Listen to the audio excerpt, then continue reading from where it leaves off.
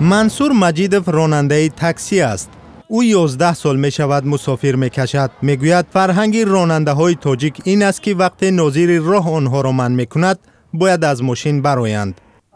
خاک ما راه نداریم، میفرویم باید اجازه چه اجازه را پیشنهاد کنیم چی کنیم پیشو.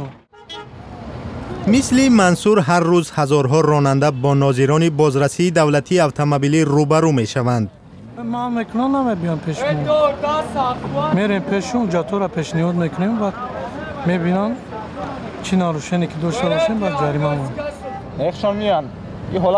یار محمد ابراهیم زاده از راننده هایی است که میگوید در صورت منع کردن ناظر راه از ماشین نمی براید. برای دیگران این رفتار او جسارت است. شهروندی ما نمیفروشن چه نمیفروشن.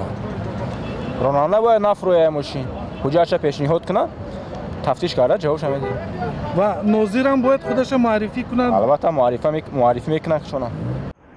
در تاجیکستان اکنون راننده ای که به پیشواز ناظر راه از ماشین پیاده می شود جزا می گیرد.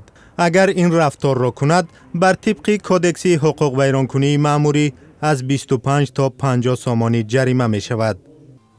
پارلمان تاجیکستان به این مضمون به قاعده های حرکت در راه تغییرات وارد کرد.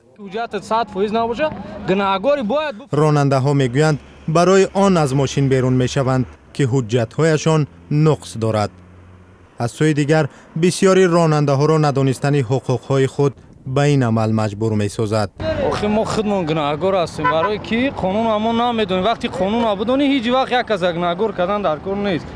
هیچ وقت ما قانون اکی نمیدونیم ما خودمون نزدیکایی میفرویم. اساسا باید نزدیکایی نفرویا که نزدیک کارمند بدهی فرومادن حق نداری باید فرومادن. وقتی کارمند بدهی اومد ترا دکلات کرد باید دکمنت بتی. وقتی که دکمنت 100% ترا جریمه دولتی نمیکنه. روی سفید میگم میره قانون اکی نمیدونیم ما میفرویم قطعی گای افتاش کردن میگیریم. ما خودمون هم گناهکاریم اینجا.